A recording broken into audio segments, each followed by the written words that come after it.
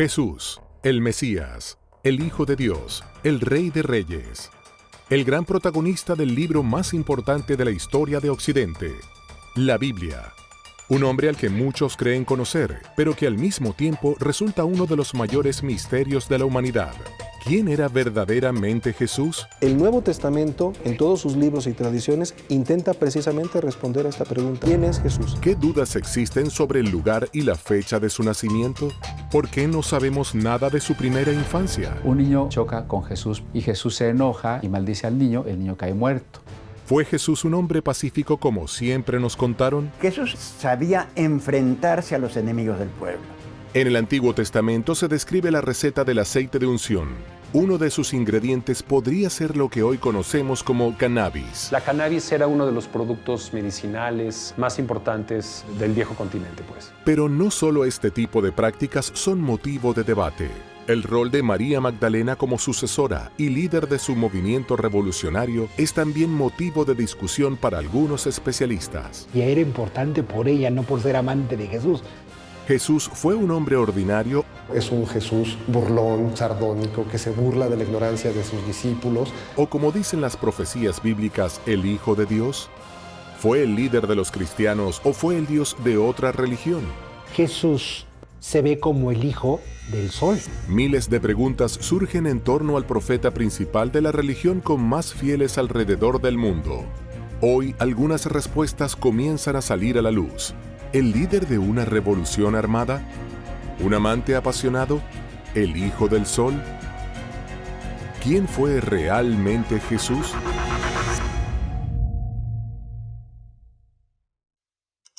Belén, Palestina.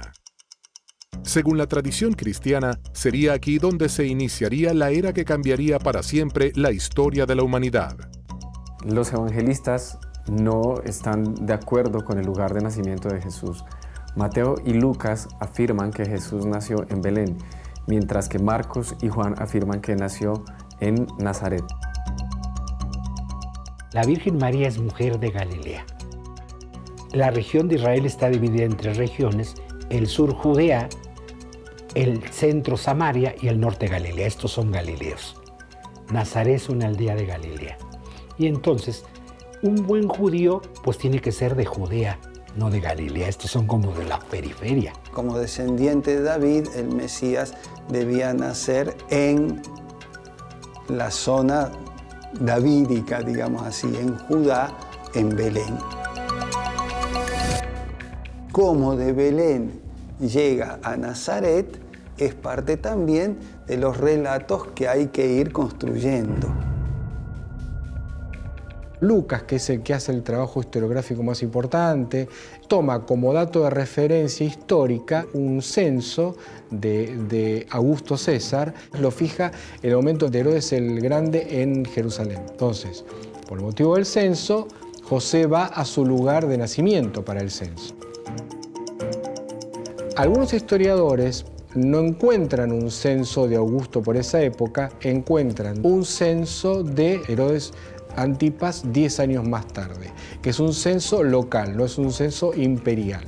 Y los censos locales no se hacían en el lugar de nacimiento, sino en el lugar donde vivía. De allí algunos dicen que si el censo no conjuga históricamente, tiene que ver con que Jesús en realidad no pudo haber nacido por cuestiones de cronología histórica en Belén, sino que nació en Nazaret.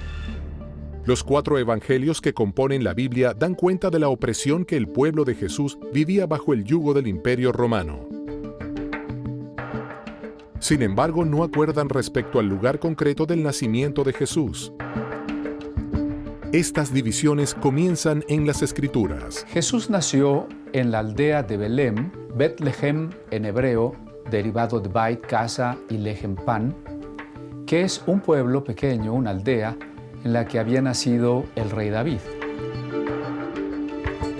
Tenemos la historia en el Evangelio de Mateo y en el Evangelio de Lucas, que cuando María quedó embarazada, ella vivía en Nazaret. Nazaret es otra región, está en la región de Galilea, está al norte del país.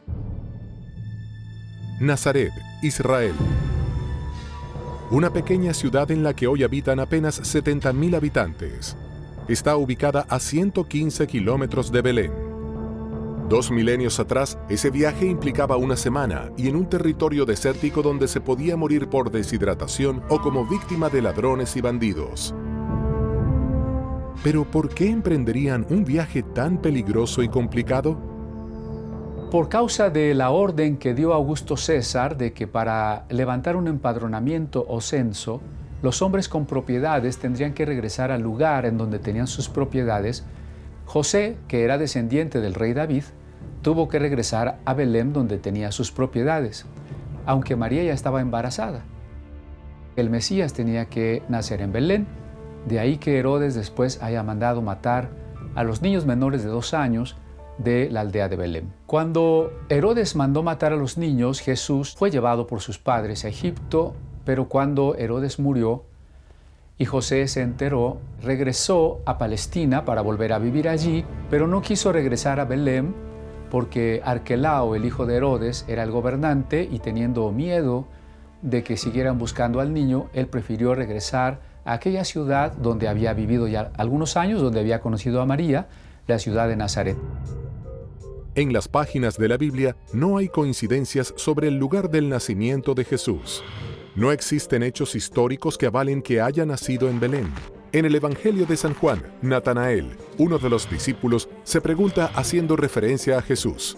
Y Natanael le dijo, ¿puede algo bueno salir de Nazaret?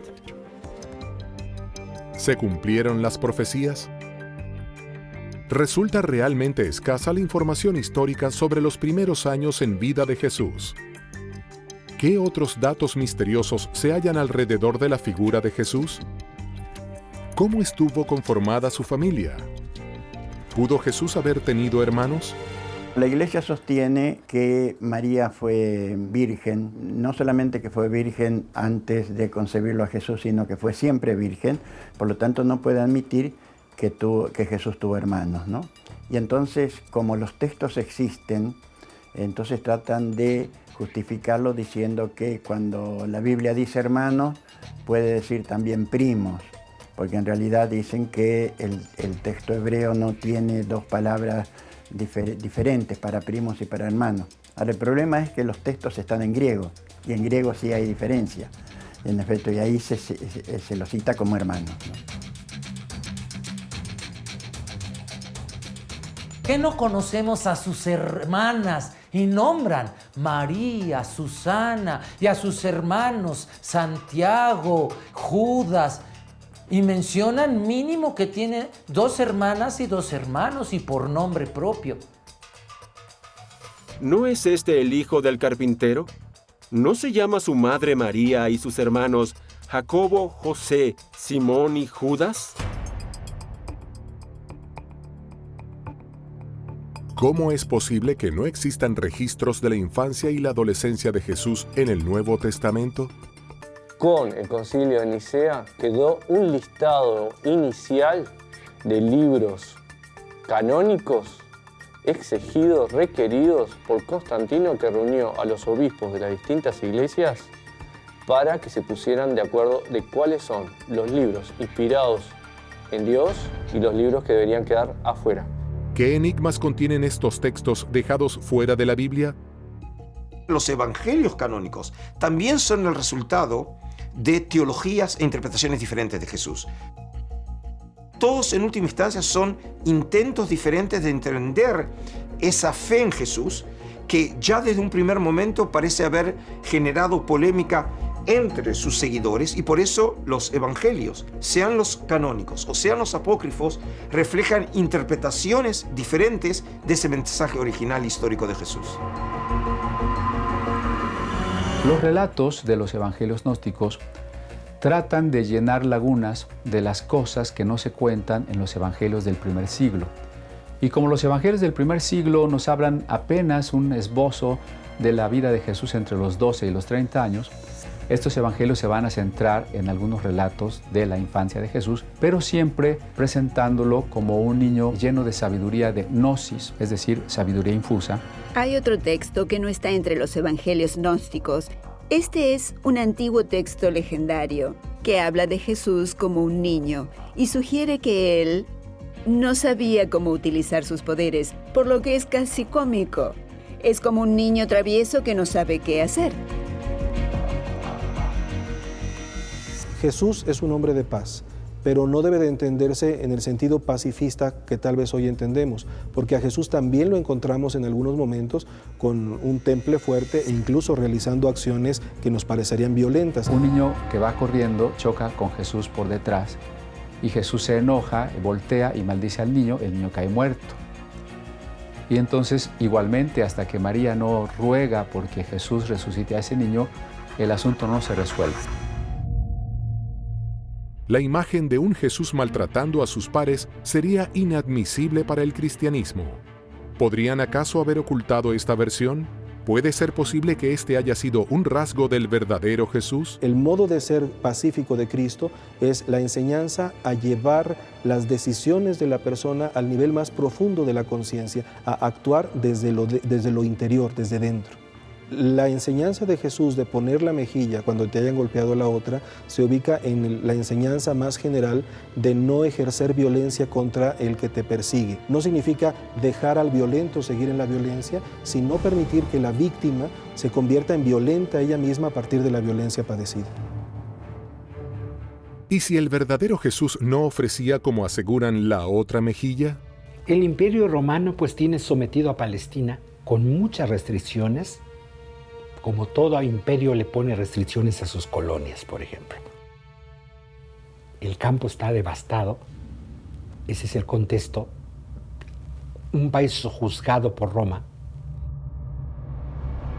Y muchos esperan un Mesías guerrero que venga a liberarlos del Imperio Romano. De hecho, Jesús es del norte de Galilea. Galilea tiene una característica, había muchas guerrillas sublevadas contra el Imperio Romano. ¿Fue Jesús el Hijo de Dios o un revolucionario armado subordinado contra el poder del Imperio Romano? ¿Quiénes fueron sus maestros que lo guiaron como líder de la resistencia que se opondría a la opresión del Imperio Romano?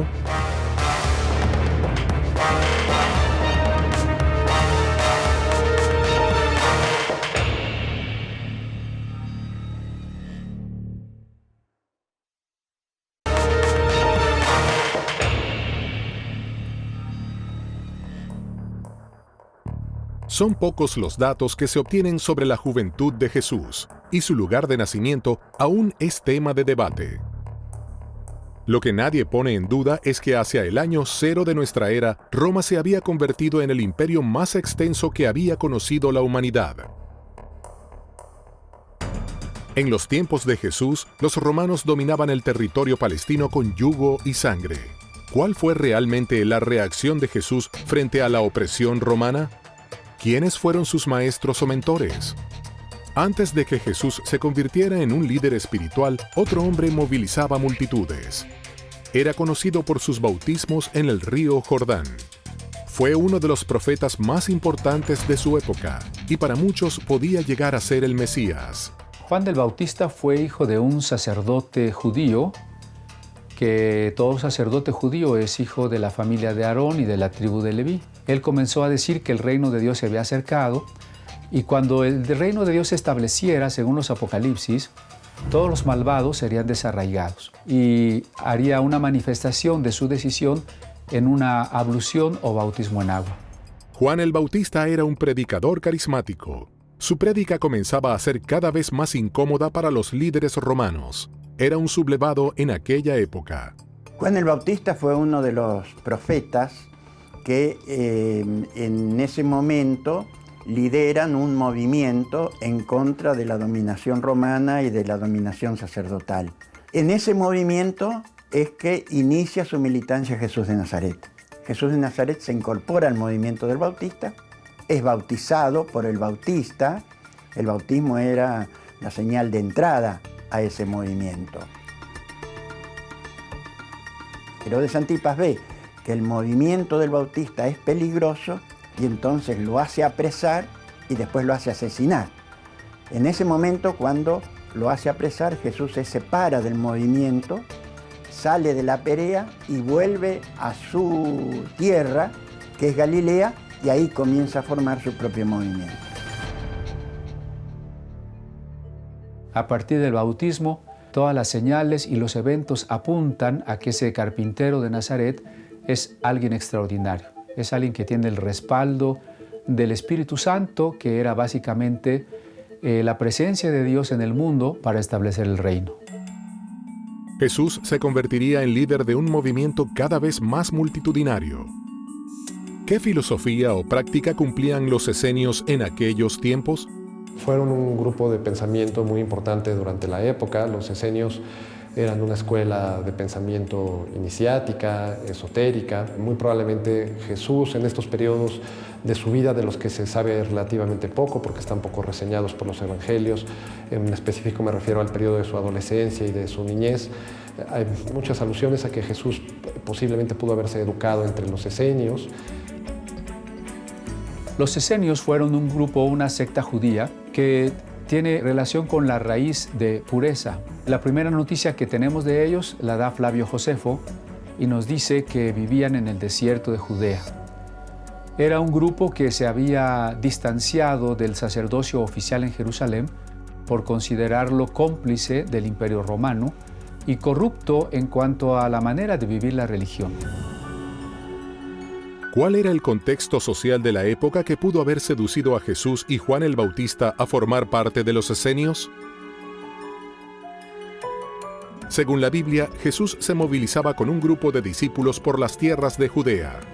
Ese movimiento podía ser peligroso a los ojos del Imperio Romano. Cuando Jesús comienza a formar su movimiento y a ser perseguido, tenemos que tener en cuenta que la persecución que establece tanto Herodes Antipas desde la Galilea como el Imperio Romano, se hace desde el principio. El Evangelio de Marcos lo pone ya en el capítulo 3. Ahí dice que los fariseos van a buscar a los partidarios de Herodes Antipas, para matar a Jesús, para eliminarlo. Por eso Jesús, de hecho, nunca puede entrar en las ciudades. La única vez que entra en la ciudad prácticamente es en Jerusalén y ahí lo matan. A los secuaces del Imperio Romano no les había temblado la mano para decapitar a Juan el Bautista. Jesús ponía su vida en peligro y el movimiento tenía que ser muy organizado. Levantándose de allí, vino a la región de Judea y al otro lado del Jordán, y volvió el pueblo a juntarse a él. Y de nuevo les enseñaba como solía. Él expresa con mucha claridad en un debate que él tiene con sus propios discípulos, que estos le plantean que cuando se construya el reino de Dios, ellos se van a repartir el poder. Y Jesús le dice, ustedes se equivocan totalmente porque no hay nada que repartir. Porque ustedes tienen el concepto del poder como dominación, es decir, como arquía. De ahí viene jerarquía, es decir, dominio sagrado. Ustedes tienen que pensarlo como diaconía o como duleia en griego, es decir, como servicio, como el esclavo que sirve. Y por lo tanto él dice, en este proyecto, los últimos, es decir, los campesinos, los pobres, van a ser los primeros. Era revolucionario no solo para la época, sino para todas las épocas.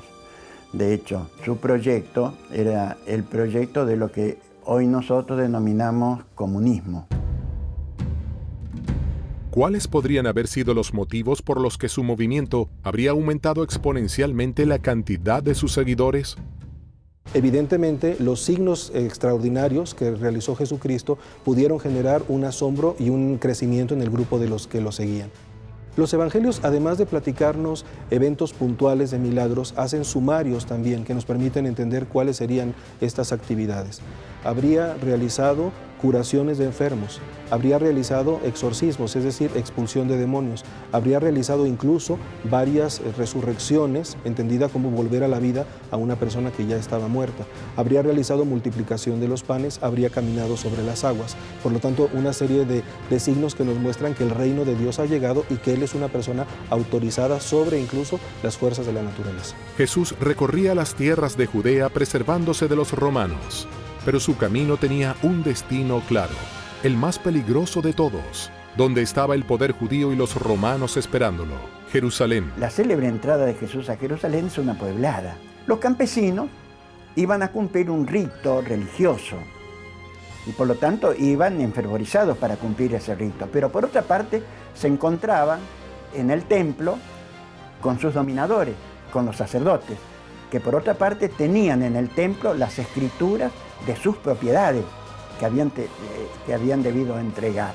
Y por eso es la irrupción en el templo, y ahí es donde Jesús echa a los mercaderes del templo, pero además expresa con mucha claridad que el templo es como la higuera que no da frutos. Es decir, el templo es como ese árbol, ¿no es cierto?, estéril, que no da fruto y que por lo tanto hay que quemarlo. Hizo un látigo con cuerdas y los echó a todos fuera del templo junto con las ovejas y bueyes. Derribó las mesas de los cambistas y desparramó el dinero por el suelo. Aquí es donde vemos a este Jesús, ¿no es cierto?, con esa fuerza, con ese coraje, ¿no es cierto?, que es capaz de impulsar un proyecto en contra de los dominadores. A partir de ese momento, los hechos se suceden con asombrosa velocidad. Y los principales sacerdotes y los ancianos y todo el concilio buscaban falso testimonio contra Jesús. Y levantándose el sumo sacerdote, le dijo: ¿No respondes nada?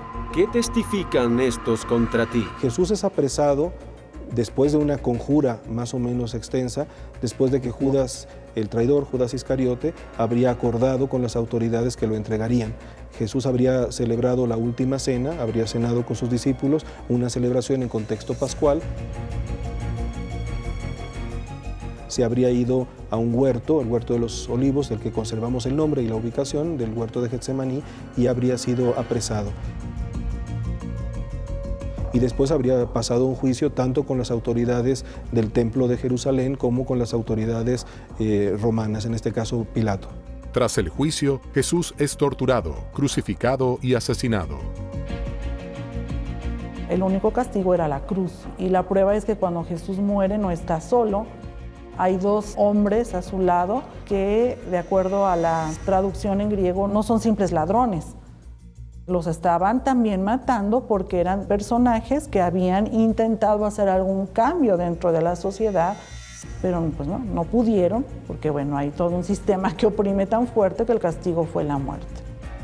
Lo mismo le injuriaban también los ladrones que estaban crucificados con él. Si bien especialistas y eruditos coinciden en este dato histórico, hay interpretaciones sobre otros aspectos de la vida de Jesús donde las posturas son muy diferentes. Nuevas lecturas de la Biblia indican, por ejemplo, que en aquella época Jesús estaba en contacto con lo mundano. ¿Podría haber utilizado drogas como un camino de conocimiento divino o sanación?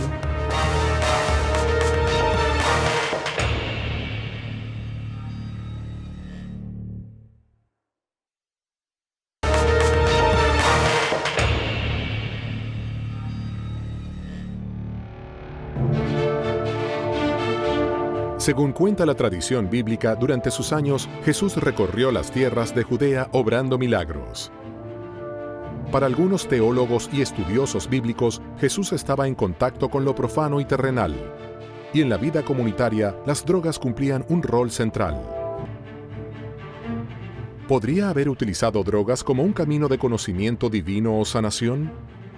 Posiblemente ha utilizado esas plantas. Jesús también utiliza plantas medicinales para sus curaciones, es posible. En Mateo se lee que Jesús sana a la suegra de Pedro.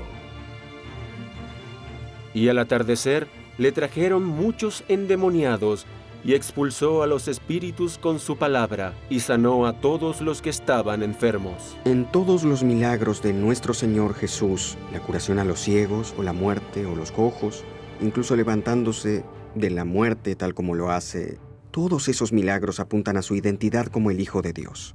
Los milagros no son en sí mismos un fin. Eso es lo que la gente querían ese poder entre ellos, pero ignoraron o no querían oír que nuestro Señor Jesús estaba hablando con ellos sobre quién es Él como el Hijo de Dios, y por lo que su milagro más grande se convierte en su propia resurrección de entre los muertos.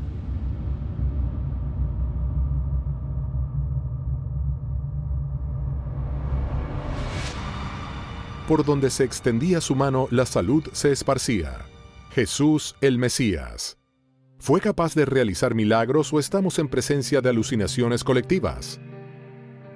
Creo que todos los grupos religiosos y místicos que han desarrollado distintas prácticas espirituales a lo largo de la historia han incurrido en prácticas deliberadamente que favorecen la formación de estados de conciencia poco habituales o inusuales, como por ejemplo la danza frenética, a veces al interior de casas de las que se saben se llenaban de humo y en medio de una danza, de un baile muy intenso, generaba estados de éxtasis, y otro uso de seguramente estupefacientes naturales que ellos se allegaran y que tuvieran alcance. Claro que creo que pudieron haber sido utilizados como lo son hoy en día.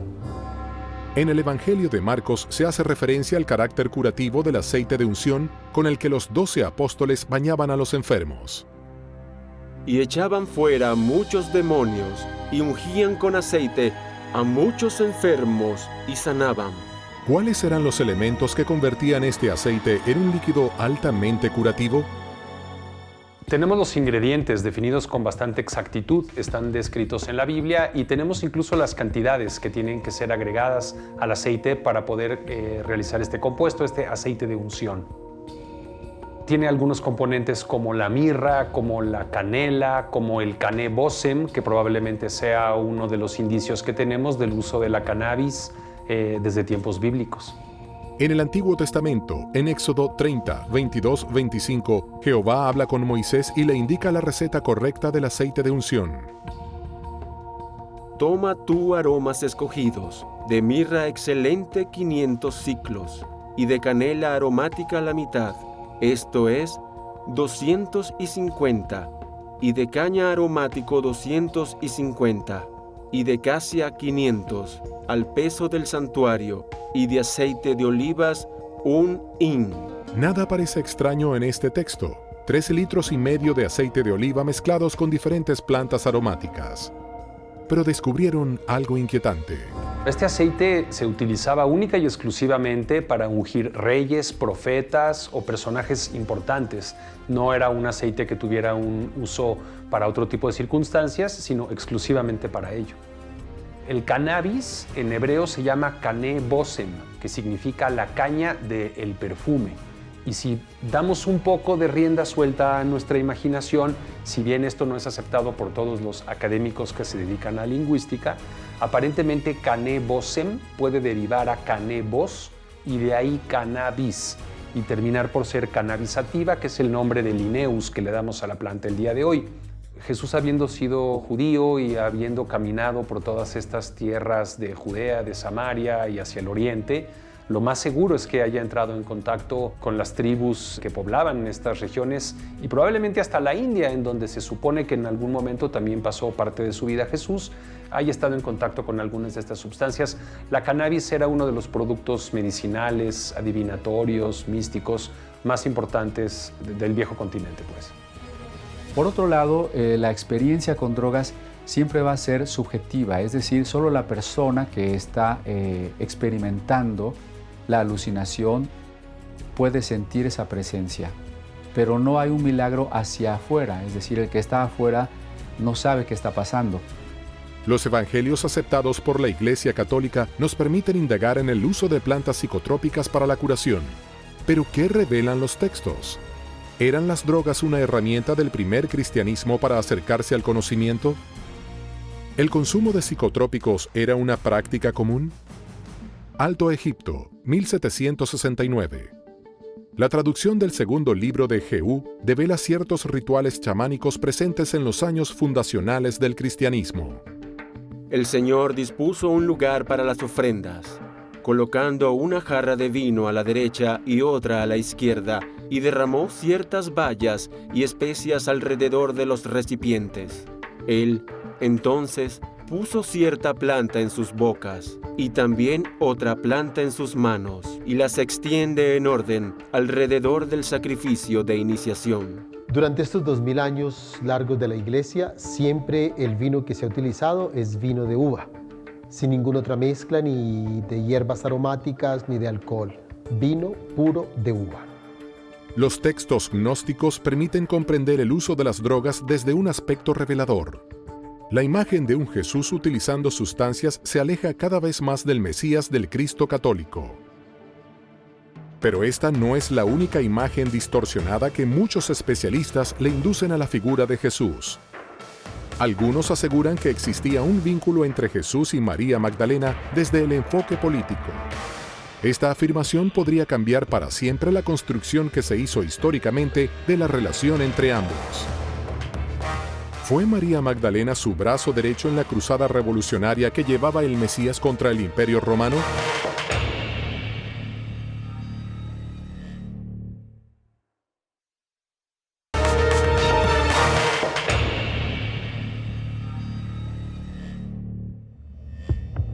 El uso de plantas con poder curativo sigue siendo uno de los misterios que envuelven la vida de Jesús. Pero no solo este tipo de prácticas son motivo de debate. El rol de María Magdalena como sucesora y líder de su movimiento revolucionario, según algunos especialistas, también está en discusión. María Magdalena es, para mí, sacando a María, la Madre de Jesús, la mujer más relevante en los evangelios. Tanto es así que la acompaña como apóstol durante todo el recorrido. Sí fue una discípula dilecta, al punto tal que es la primera que se da cuenta de la resurrección de Jesús, la primera que el Jesús vuelto a la vida le habla y le da la misión a ella de decirle a los apóstoles, incluido Pedro, de que Jesús ha vuelto a la vida. Entonces tiene esa misión. Y eso le da a ella un rol importantísimo en los evangelios. Es, vuelvo a decir, después de María la Madre de Jesús, la mujer, yo me animé a decir prácticamente apóstol, más importante de los evangelios. La Biblia presenta en el Nuevo Testamento, los evangelios, muchas Marías, pero esta es específica, María de Magdala, y es muy claro. Y esta mujer, de ser una mujer descentrada, destruida, se va convirtiendo poco a poco en la discípula predilecta. Obviamente, para un mundo patriarcal, machista, esto no es posible. Que la que avance con el maestro no sea un hombre, sea una mujer. La que se volvió de ser una persona de la que le expulsan 7 demonios destruida, a ser la maestra, la que más entendió de qué se trataba esta nueva versión religiosa. Es la más avanzada discípula de Jesús. Y en el simbolismo místico se nos dice que cuando alguien inicia la vida mística, besa a Jesús en los pies. Cuando ya ha avanzado, besa a Jesús en las manos. Cuando se transforma en Jesús, besa a Jesús en la boca. Y los textos gnósticos nos dicen, es a la única que besaba a Jesús en la boca. Hay diversos textos que prueban contundentemente que tanto las mujeres como los varones formaban parte del proyecto de Jesús. Estos textos nos ayudan a entender la radicalidad de la revolución que significa el proyecto de Jesús, porque la liberación de la mujer es una cosa absolutamente impensada en aquel tiempo. Pensemos que en este momento estamos todavía peleando por eso y ya Jesús se había adelantado completamente a todo esto, ¿no es cierto? Y en su movimiento, tanto varones como mujeres participaban en igualdad de condiciones. Los libros gnósticos ayudan a formar una opinión distinta de la que se puede encontrar entre las páginas del libro sagrado. Ajmin, Egipto, también conocida como Panópolis, durante el siglo IV y el siglo V, fue una de las capitales del cristianismo copto. En enero de 1896, un grupo de arqueólogos trabajaba en un antiguo cementerio cristiano. Sorpresivamente descubrieron un antiguo códice que contenía una serie de papiros escritos en copto. El códice fue donado al Museo de Berlín. Sobrevivió a 2 guerras mundiales en los archivos del Museo Alemán. Tuvo que esperar hasta 1955 para ser traducido. Y entonces salió a la luz un hallazgo revelador. El códice de Ajmin contenía 4 textos gnósticos. Uno de ellos era el Evangelio de María Magdalena. Hace poco se encontró un Evangelio de María Magdalena en el que ella aparece mucho como un líder entre los apóstoles. Ella es la que reúne a los demás cuando están con miedo de salir a predicar el Evangelio porque temen morir como murió Jesús. Y ella se pone de pie y dice tener el coraje porque el Señor nos ha transformado, y entonces les predica acerca de la palabra de Jesús. El Evangelio de María Magdalena también pretende que la mujer va a tener una importancia mayúscula en razón de que hay que retomar las ideas de que Dios también es femenino o de que también hay diosas. Es decir, aquí ya hay una influencia gnóstica en cuanto a la idea de una deidad femenina planteada en muchísimas religiones. De ahí que María Magdalena va a representar una mujer iniciada en la sabiduría. Solo existen 3 códices que contengan el Evangelio de María Magdalena, 2 en griego y 1 en copto. Ninguno está completo y solo se han recuperado algunos fragmentos. ¿Podrían estos textos mencionar a María Magdalena como líder del movimiento de Jesús? Ella les predica acerca de la palabra de Jesús y más tarde Pedro le dicen, no creo que el Señor haya dicho esto, creo que ella lo está inventando y miente. Y ella se echó a llorar y dijo, hermano Pedro, ¿de qué hablas? Entonces los otros discípulos entraron y también comenzaron a defender a María y dijeron, el Señor la amaba mucho. ¿Quién eres tú para decir que ella es una persona inferior? Cuando María hubo dicho esto, quedó en silencio. Decid lo que queráis decir sobre lo que ella ha dicho. Yo reconozco que no creo que el Salvador haya dicho esto. Así que Pedro estaba enojado con María, pero María ganó la discusión en el Evangelio secreto, que nunca fue parte del Nuevo Testamento, tal vez por esa razón. En los canónicos, María Magdalena es testigo de la muerte, de la sepultura y de la resurrección. A la primera que le habla es a una mujer llamada María Magdalena. El hecho de que Jesús le hable a María Magdalena antes de que a cualquiera de los otros discípulos podría significar que es a ella a quien elige como sucesora de su movimiento. Era una mujer que era ella, era importante por ella, no por ser amante de Jesús. Porque obviamente, muerto Jesús, pues le deja al amante el poder. Toma valor y toma fuerza de ser la líder de una comunidad religiosa como mujer.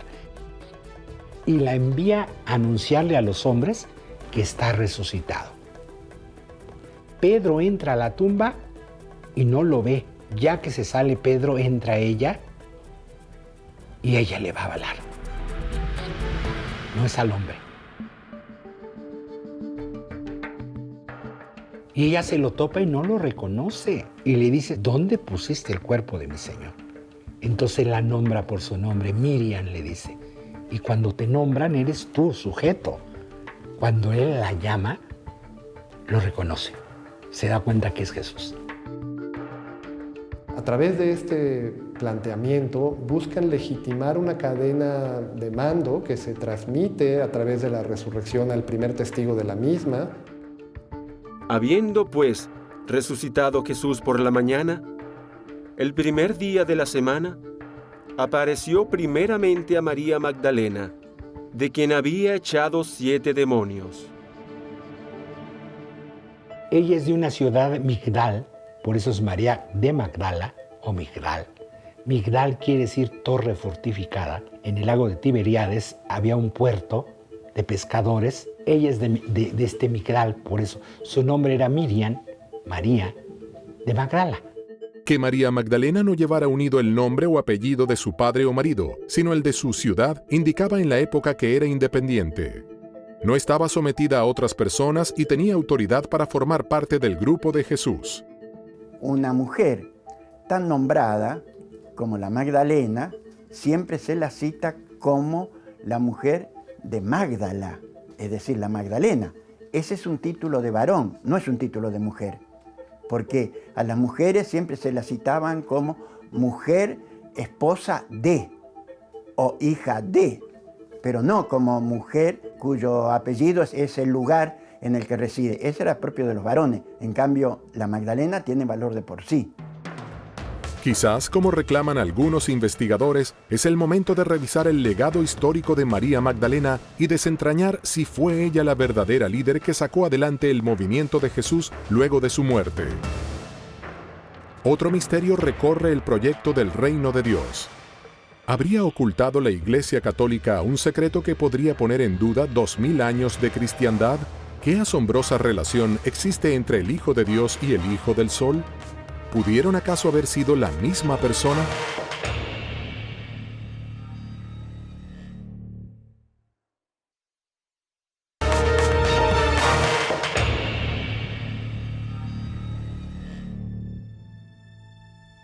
Las dudas sobre el origen del lugar de nacimiento de Jesús, si perteneció o no a un movimiento revolucionario, el uso de drogas con poder curativo y su legado político a María Magdalena seguirán siendo motivo de debate. Muchos son los datos perdidos en la historia de Jesús. Ir tras las pistas ocultas en la Biblia es una forma de develar su verdadero rostro. ¿Puede ser Jesús la representación de otras creencias? ¿Cuándo nació? ¿Podría no haber sido el Hijo de Jehová sino el Hijo del Sol? El año de nacimiento de Jesús está sujeto a controversia, mucho más el día preciso de su llegada al mundo. Los festejos navideños podrían sostenerse sobre un dato incorrecto. ¿Qué vínculo existe entre la fecha de nacimiento de Jesús y la divinidad Sol Invictus? Jesús se ve como el Hijo del Sol, porque es la fiesta 25 de diciembre del Sol. Es solsticio de invierno, nace el nuevo Sol fuerte, y eso celebraba el 25 de diciembre, la fiesta del nuevo Sol. Por eso se monta en esta fiesta pagana la fiesta cristiana de la Natividad del Señor. No tenemos históricamente el día en que nació Jesús, ni el mes. Es simbólico, por el sol. Como se ha hecho en muchas latitudes y en diversas épocas, algunos grupos cristianos han intentado poner fechas o construir templos sobre fechas o lugares de las creencias antiguas. Así que en realidad el 25 de diciembre lo que tenemos es el solsticio de invierno, en que todos los pueblos antiguos pensaban que el sol moría e iba a renacer. La religiosidad primitiva veneró al sol como el dios principal. Su figura se puede encontrar representada en los principales credos: Kinish Ahau en la cosmogonía maya, Inti en la religiosidad inca, Helios en el Olimpo griego, Ra en la cultura egipcia. Por eso tenían cultos tan importantes para ayudar al sol a volver a cobrar fuerza y no ser devorado por las tinieblas. Y en ese contexto, pues poco a poco, tanto en esos lugares de Roma como en el norte de Europa, se fue asimilando el nacimiento de Cristo a las fiestas solares, y muchos de los elementos navideños, como las esferas, la adoración del pino, eran en realidad pertenecientes a las religiones que adoraban al sol. Jesús parece ser la representación de las divinidades paganas. Recorre el mismo camino que el dios Sol. ¿Realmente existió o es una creación arquetípica? La Biblia presenta una versión de Jesús, pero indagando en los secretos de la misma, se pueden encontrar muchas preguntas sin respuestas contundentes. ¿Fue el más grande de los profetas? ¿Fue un revolucionario? ¿Quién es este impactante hombre que a 2000 años de su muerte continúa movilizando multitudes? Jesús, otro de los grandes misterios de la Biblia prohibida.